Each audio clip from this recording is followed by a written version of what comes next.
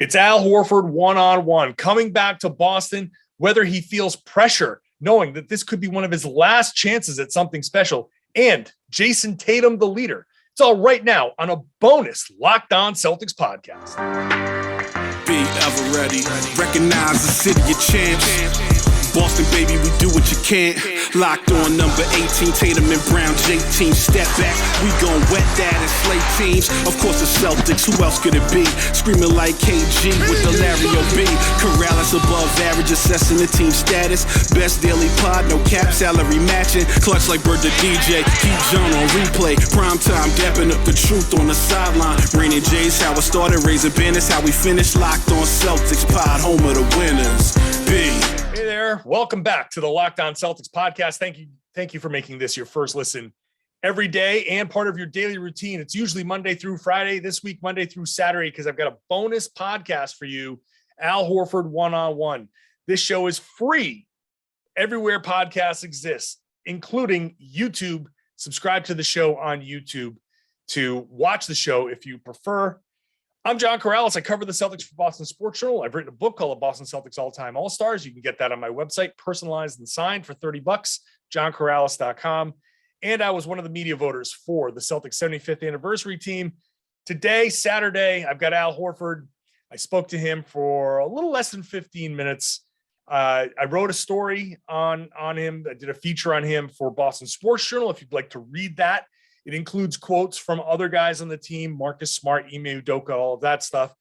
But as I like to do, whenever I do my interviews for Boston Sports Journal, I do like to turn those into podcasts if I can. So sometimes those interviews are 5 minutes. Some of them can be longer if it depends on how much time the guy has, how many questions I have, whether they just want to continue. I just try to feel it out. So Al was great. I could have talked to him for longer if he had more time, but we touch on a lot of subjects, and I'm just going to play the whole thing for you. Today's show is brought to you by Built Bar. Go to built.com. Use the promo code LOCKED15. You're going to get 15% off every order. It's the best tasting protein bar on the market. Whatever type of flavor you like, you're generally going to get 130 calories, 4 grams of sugar, 4 net carbs, 17 grams of protein. It's a delicious protein bar. Plenty of other products. Go to built.com. Use the promo code LOCK15 to get 15% off your order. Today's show is also brought to you by BetOnline, your number one source for all your betting info, stats, everything. Obviously, NBA playoffs. Celtics are favored by 4.5 going into game one. Check it out. Other sports as well, esports, everything is over there at BetOnline. BetOnline is where the game starts. I just ask you if you could please gamble responsibly. All right, here is my interview. Al Horford, one-on-one. Have you given yourself an opportunity to even process that you're here in Boston in this situation? I have. Yeah. I have. Especially going into the playoffs. And even right now, looking at it, I'm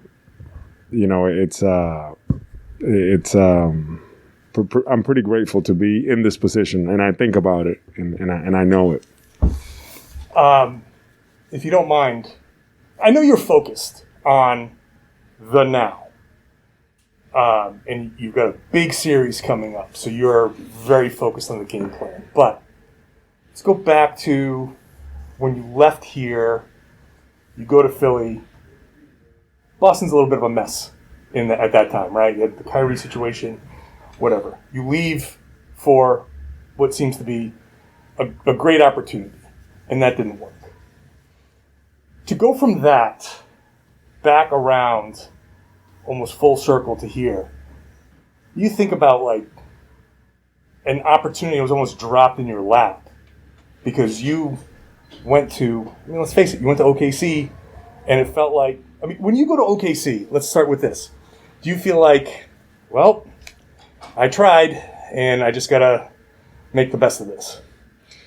So when I go to OKC, my first thought is, what do I need to do? First of all, I was, in a sense, great, like appreciative of the opportunity, because even though it was very hard, even though it's not where I wanted to be, it was my 14th year in the league. At the time, initially, I didn't necessarily I wanted to be in a contending team. That was what it was. And quickly, I understood that I had an opportunity to really get healthy, work on my game, and put myself in a position to get a chance, to be on a team, on a contending team. My thought, even then, and my wife knows this because her and I, she's the only one that can say it, but I told her, I was like, I want to go back to Boston. That's where I want to be. And at the time it wasn't something that was doable or that was going to happen. I mean, the season was starting, they just had success the year before. But that was my mindset. But besides from that, my focus was let me have a good year here. Let me get healthy. Let me show that I can still play and do the things that I can do and kind of go from there. Isn't it funny that the worst thing that happened basketball-wise, Philly, where that fit for however many reasons, that we could probably sit here and talk for 2 hours about how all the reasons why, the worst thing that happened ended up being the thing that started the ball rolling to get you back here. You think about how, in that moment, how frustrating it was, and now to look back on it and be like, hey, you know what? Maybe you're in a better spot. Yeah, obviously that was a difficult moment, for me as a competitor, as a player, and failing, being in a position of failure and seeing kind of what I was going to do from that point forward with my career. If I was just going to accept, or if I was just going to put my head down and continue to work and look to get an opportunity. And I feel like that's the, approach that I took. I was like, you know what, nobody's going to feel sorry, for me or the position that I'm in. And I have a great opportunity. I'm still in the NBA. And for me, Sam Presti of OKC, was extremely helpful, because he, was the one that, welcomed me with open arms over there, me and my family, and told me that, to buy into the team, to buy into the system, to what they were doing. And at the end of the year, that we would figure out a way to see something that, had to work for them as well. Mm-hmm. So it wasn't just, what I wanted, but they were super helpful with this whole process. Sam's a good guy. Sam and I are both Emerson basketball guys. Gotcha. So we come from the same. I know Sam. He's a good dude. And so you come back to Boston. It works out for you. Have you and Ime talked about how things went in Philly? Because he was only there for a short time. And, things didn't go well for either of you. Mm-hmm. Really, because he's trying to coach and that whole thing fell apart. Mm-hmm. Have you talked about, can you believe that went that way, and then now here we are together in Boston? Not really, to be honest, no. And I don't know about him, but and he kind of is this way, but I feel like we're always looking on to the next thing and just kind of keeping it moving. And this year, there's been so much that's gone on with this season. So we're the whole time we're trying to figure out our group, our team here, the things that we need to do. Yeah. And it's just no mind to even think about that stuff. He's so locked in on the things that we need to do as a team, how we needed to get better as the season went on, picking my brain, I'm picking his brain, all this stuff. It's just a lot going on. So, but it is pretty cool for us to be in this position, right now. It's a very big opportunity. So now, we talked about it, and I don't want to sound like, this is it for you, but we know there's only so much time for everybody in this league. Mm-hmm. You come back to Boston, the year begins the way it does, but now it clicks. Could you have imagined back then that it clicked to a point? You knew you could do something better than what you were doing. But now here you are. You sweep Brooklyn. You come in, and now you're facing Milwaukee. And there are people talking about, Boston should be favored. Boston could go to the finals. So for me, I couldn't envision, at the beginning of the season, we're sweeping Brooklyn and these things. But I did talking to JT, talking to JB very early on, before the season even started, during the summertime, I got with Jaylen and we worked out together in Atlanta. I stayed in touch with Jayson throughout, and I told him, I was like, I feel like we have a chance to do something really special. Just looking at how the roster was coming together, and I really believed it, and I let them know.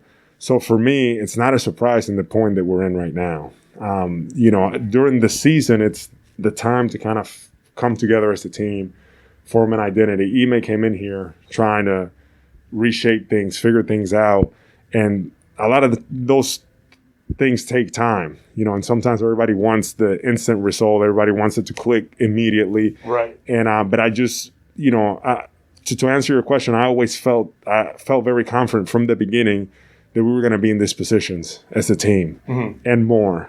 And that's how I envisioned it. I last year I just saw it, and as soon as my news broke and I saw what we had, because I already played with these guys, I knew what they were about, and I knew how I was going to be able to help this team. I just felt very confident about us being in these positions. Do you feel like, the way everything's breaking from the Philly to OKC to here, now you climb up not only out of the play-in, you get to the second seed, you got a big long break. You've got a break before this series. You got 3 games off between games 2 and 3. You feel like things are really lining up in your favor, personally, like your favor, to make you the best. Yeah, no, it's definitely very good for me, no question. This time, the rhythm that we're carrying and everything, it's very beneficial. And for me personally, yes, absolutely. The way that it's lined up, the days that we've had to prepare, to recover, all these things. But going into this postseason, it's as good as I felt. And, when I was doing my runs here in Boston, I felt pretty good. But, this year I feel really good, physically. I'm in a really good place. So all this added rest time is just, it's pretty good for me. Is there any pressure on you knowing you don't know what next year is going to bring? Do you feel any pressure like, hey, I got this opportunity now, I've got to make the most of it? I don't feel pressure, but I do embrace the challenge, and I'm really into the day to day, and really making sure that I do everything that I can, and just put in the work. The results will take care of itself. But I'm very, very grateful for the opportunity. I'm very aware of it, and I'm seizing it. It's something that I really enjoy. So I'm having fun. How does it feel when we just talked to Jayson, he's like, I've been watching Al since elementary school? Yeah, it's crazy to think about, and at the same time, it's pretty amazing how, from Jayson's rookie year to now where he is. It is unbelievable. It is unbelievable. And the leaps that he has taken on the defensive end just this year are he's put himself in the conversation as an elite player because of that, because he's defending and the load that he's carrying offensively and how he's reading the game. And as a leader, I'm just starting to see him being very vocal, be more vocal with our group.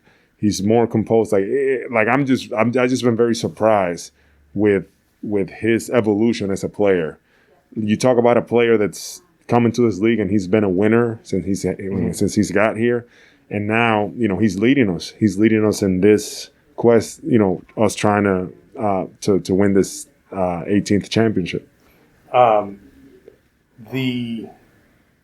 wrap it up here because they're time crunch. The Game 4, we talked about it on the podium yesterday. We were hugging Jaylen. But it's beyond that. It's you recognizing that Jaylen made the pass, and you recognize that Marcus is going to go in for this layup. And there you are kind of cleaning it up just in case. But it's your recognition. And I go back to a play earlier in the series, the alley-oop in Game 1 from Tatum. Tatum rips Bruce Brown. You're at the free throw line. Boom, he goes, you go, he catches the alley-oop. Andre Drummond is still at half court. Those types of plays. what kind of impact do you think those plays, more than the things that you say, when they say, here's Al cleaning up this mess, here's Al beating everybody down the floor, those types of plays, what impact do those have on your team? I think they have a big impact because they're effort plays. They are plays that you're doing for the team. It's a mindset that you're establishing. You guys understand that when I step across the lines, all that I care about is I'm trying to win. So whatever I do to help the group, and I feel like when guys see that and they see those type of plays, I feel like we fuel off each other. Mm-hmm. We fuel each other off of that. It motivates us. It makes us want to play harder, and it's something that's contagious. I think one thing that stood out for me is that he knows, like he is very well aware of this is maybe the last chance. No mincing words here. You're 35. If the Celtics go to the finals, he'll be 36. It'll be the first time. If the Celtics go to the finals, it'll be the first time. I mentioned this on the podcast before. It'll be the first time he ever celebrates a birthday in a locker room with teammates, which is meaningful, I think. He understands the gravity of this situation for his career. Right now, the Celtics have one of his best shots at a title, and not just a shot at a title. This is a shot at the title with him being a major contributor. He's not LaMarcus Aldridge out there. Sorry, LMA. Sorry, Blake Griffin. Like he's not a ring chaser right now. Like he's not that I've only got a little bit left to give. I'm going to play 10 minutes, 12 minutes. That might be what he is next year. We really don't know how next year is going to go. That's the thing with a player of his age. Not what I would expect next year. And that the Al Horford discussion as far as the offseason goes and what he's going to be moving forward as far as the Celtics, that's something we'll talk about in the offseason for sure. But he understands the gravity of this. He knows that right now he's playing well. And he also understands that 5 days off before this series, 5 days off before the last series, 3 days off in between games 2 and 3, that's going to be huge for him. Look, the Celtics have this opportunity here. I picked in yesterday's preview Celtics in 6. If the Celtics can do it in 5, I don't expect it. I think that's ambitious. But if they can, then that's going to be another few days off for Al Horford. Any extended time off for Al Horford is good for the Celtics. He is so important. He understands that. And I love the comments about Tatum and him being a leader, the way he stepped up. That's really important. And it's one of those things like coming from Al, I know that that's meaningful. I know that means something. So very important there. And I like the kind of almost romantic, very rom-com-ish, he broke up with his girlfriend and went to Philly, and then that didn't go well, and he's down in his dumps and goes to OKC, and he says it. He basically, and I didn't follow up, that's my fault. He basically said, I feel like he said he was considering, like, do I just retire at this point? But he recommitted himself. And then here comes the ex-girlfriend again, just happens to show up, and they get back together, and this is the ending of the rom-com now. Do they live happily ever after or not? You win a championship, that's the happy ending to this story. So great stuff there from Al. I hope you enjoyed the show. Hope you enjoyed the bonus podcast. I will be back Sunday night after game 1 for a post-game podcast. So if you missed the preview yesterday with Kane Pittman of Locked On Bucks, make sure you're listening to that as well. Might as well subscribe to Locked On Bucks to get both sides. I think getting both sides of the series is going to be very important. So make sure you're listening to Locked On Bucks as well as Locked On Celtics. And if you're one of the Locked On Bucks fans, I hope you're enjoying this as well. Subscribe to the show. Get the show every day it drops. Again, Monday through Friday, generally speaking. This is a daily free podcast, but bonus podcasts throughout the series. So they play Sunday, Tuesday. They've got Wednesday, Thursday, Friday off. They play Saturday night. I will be in Milwaukee giving you a post-game podcast, hopefully from inside the Fiserv Forum.